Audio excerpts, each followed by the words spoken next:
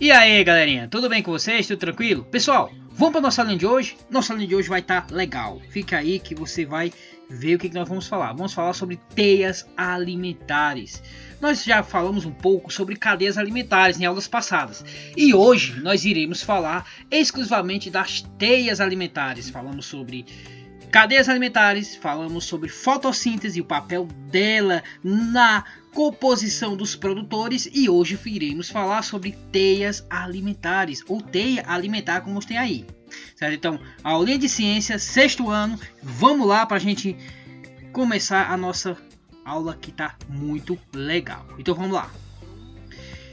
Primeiro vamos falar sobre o que são decompositores. Se a gente for observar, a gente vai numa linha de raciocínio. Nós falamos sobre as cadeias alimentares e como é que ela era composta, produtor, consumidor, certo? E falamos sobre a fotossíntese, que é o papel fundamental dos produtores para a produção de alimento para toda a cadeia, certo? Então toda a cadeia depende direto ou indiretamente dos produtores, certo? E hoje nós vamos falar sobre quem? Sobre os decompositores, o seu papel nas cadeias alimentares, ou seja, nas teias alimentares. Vamos lá? Então vamos lá para a gente seguir adiante. Então, os decompositores são os fungos também, mas vamos ver aí, são organismos que muitas vezes microscópicos e que se alimentam de outros seres que morreram, ou seja, decompõem essa matéria. Ou seja, os decompositores são esses organismos que irão se alimentar daquele outro que veio a morrer, certo? Então ele vai degradar aquela matéria e transformar em novamente voltar para a natureza, certo? Vamos ver como isso funciona. E qual é a importância disso? Reciclar nutrientes. Imagina só, pense o seguinte: se os seres vivos não se decompõem, como ficaria o nosso planeta? Boa pergunta, né? E aí, como é que ficaria o nosso planeta se todos os organismos que morressem não se decompossem, se eles não virassem novamente, voltassem para a natureza em forma de nutrientes? O que aconteceria? Ninguém consegue responder essa pergunta, né? Então, logicamente, nós vamos ter esses organismos que vivem, certo? Eles se alimentam, eles são heterótrofos, se alimentam desses restos mortais, certo? Fazendo com que esses restos mortais eles se transformem em nutrientes para outros organismos, certo? Então, ele recicla, certo? Então, os decompositores eles reciclam a matéria. Seguindo adiante, vamos lá.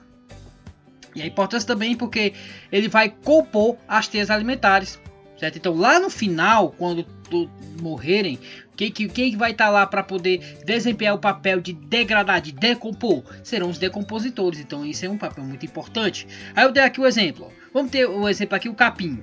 O capim é um produtor, certo? Faz fotossíntese. Vamos ter aí o coelho. O coelho come o capim, certo?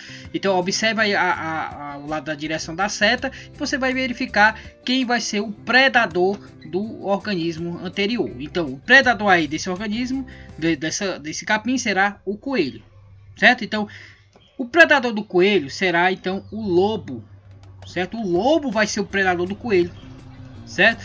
Mas no final de contas, quando aquele resto de coelho que sobrar, o resto do mato que sobrar, o que vai acontecer? Eles serão decompostos. Por quem? Pelos decompositores, certo? E no caso ainda vamos ter os fungos. Os fungos aí, o caso, é o exemplo que eu coloquei, mas temos outros, como por exemplo as bactérias. Então, bactérias e fungos, muitas delas fazem a decomposição da matéria, ou seja, aquele organismo que morreu, ele vai então sofrer esse processo de decomposição, voltar esse nutriente para o solo, para depois voltar novamente para o ciclo, para as teias alimentares. Seguindo adiante.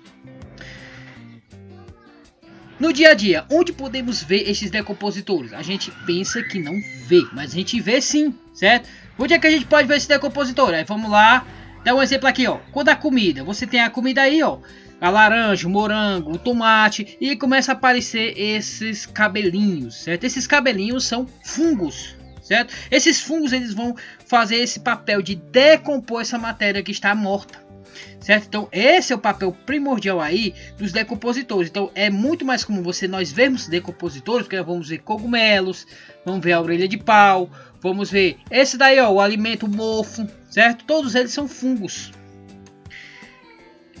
certo? Então nós temos aí os principais decompositores. Então os principais decompositores são bactérias e fungos. Certo? Eles são os principais decompositores. Aí fica aquela pergunta: mas professor, e no caso do urubu, o que seria o urubu? Ele é um decompositor?